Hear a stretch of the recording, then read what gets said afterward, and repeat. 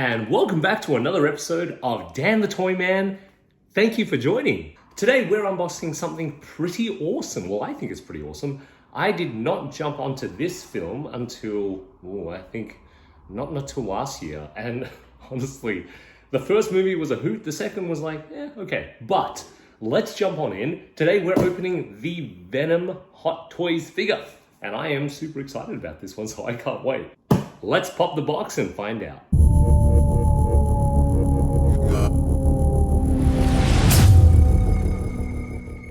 As a disclaimer, this isn't a product review of any sort. This is actually a figure that I got as a part trade, part cash deal from a friend of mine named Mark. He kind of swung a deal for Venom over here, so I'm really excited to get it. This is a figure that after I saw the first movie, I really wanted, and then I went hunting around. Mark happened to have the deluxe version of this. The deluxe version of this one actually just has an extra little head, or more, as they call it. So, anywho, let's have a look. Say it with me now. As we are gonna open this, we are going to be cutting away from ourselves. So let's cut away from ourselves. Let's have a look.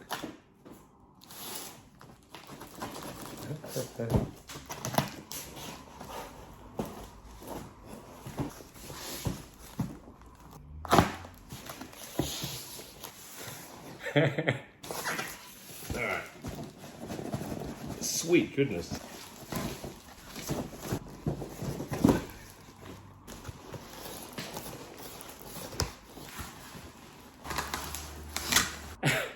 And that's the end of the video. No, it's not. Let's carry on.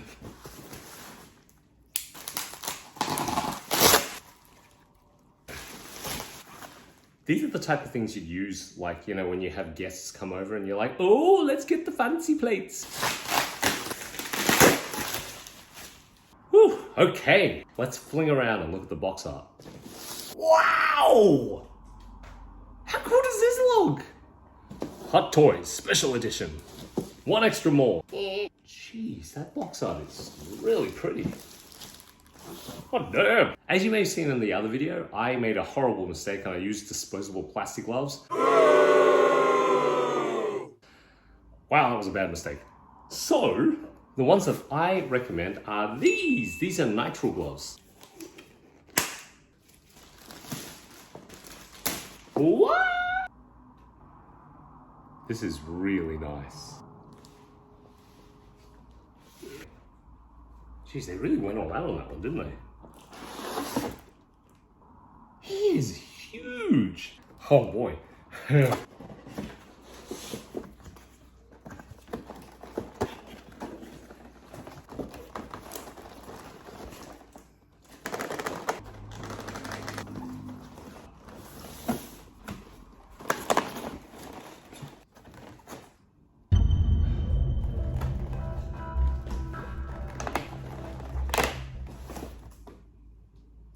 Such an idiot. Of course it's not going to come out. Like, this is... was blocking it. Wow, I'm so glad that wasn't caught on video.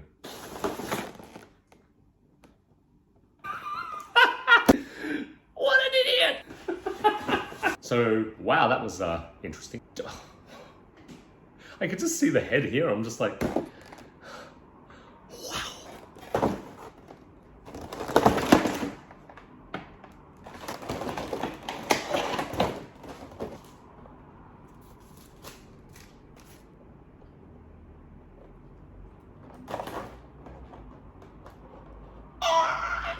This is insane.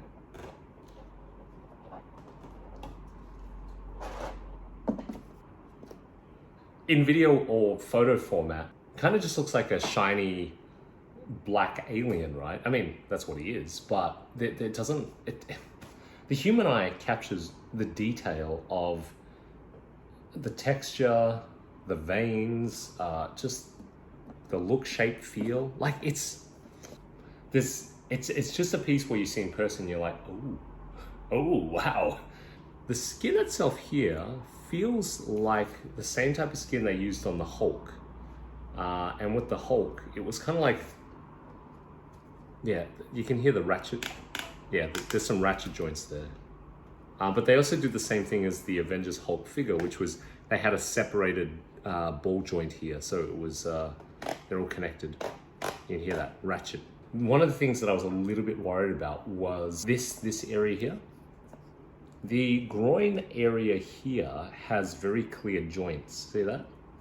And I guess one of the things I was a little worried about was how was that going to affect how it looks, how it feels.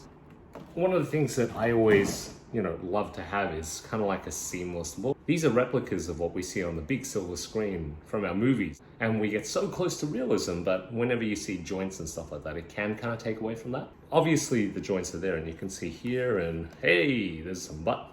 Oh, also there's 3 little holes at the top here. These are where the Moors cling onto, or the Venom symbiote. Yes, we are Venom! God, look at his eyes. I really like the look of his glossy eyes here. I was trying to think if there's a way that I can pose it that doesn't show a lot of the joint here. I did see there was a pose where he was kind of just walking forward.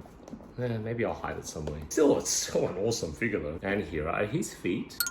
He also comes with an alternate head sculpt. Let's have a look at that. Wow. Is it magnetic? Let's have a look. Oh, okay, yeah, it's just magnetic. I don't know, which head should we use? I think it's this one, right? Wow, that magnet is strong. Oh, sick! Plus, there are variations of the tongue that you can have as well. So for this one, I think I'm gonna have his hands out, right? Oh! Now, the only thing I've got to be careful about is that, I just got to be careful like that it's not gonna rub or damage the actual skin itself.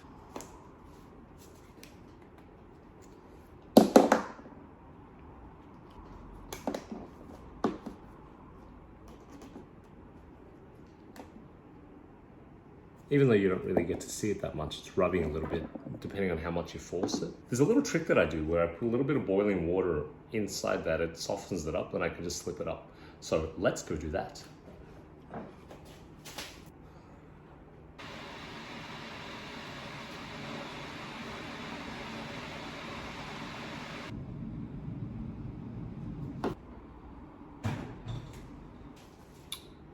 So what I've got is a little bit of boiling water in here. I guess that's harder to see.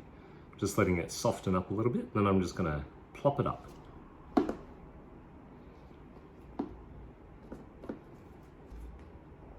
There's some straining, or there's something going on with this strand here. I know it's a vein, but I can see the plastic coming up underneath it, so I've got to be a little bit careful about that. Something else that's super cool about the head sculpt here, it's got so many rows of teeth here. Look at those. Wow, it's so gross. It's so cool. I don't know, both of these are cool, so. But I guess if you're gonna display one. No, this one kind of has a stoic presence about him. This one maybe is more of an action one, but although he could just stand there and just be like, ah. I did notice here, so he's got an ab crunch here, so if I do, there you go. It's got a belly button. That's so huge. I think this is like the spear that Riot made in the first movie, and then Venom takes and uses it.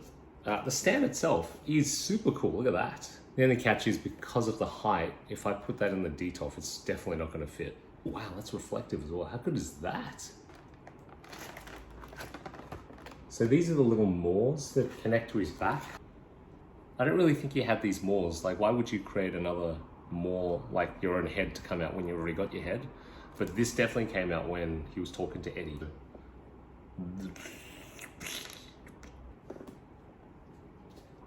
Kind of looks like my hair, like strand of these guys here. Happy Valentine's Day. So, either way, I'm very excited about putting him up in the collection.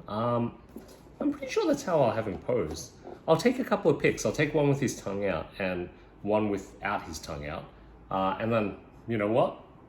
Maybe in the comments you can tell me, which one do you prefer? Which one would you see if you had him in your collection? Or if you already have him in your collection, how do you have him posed?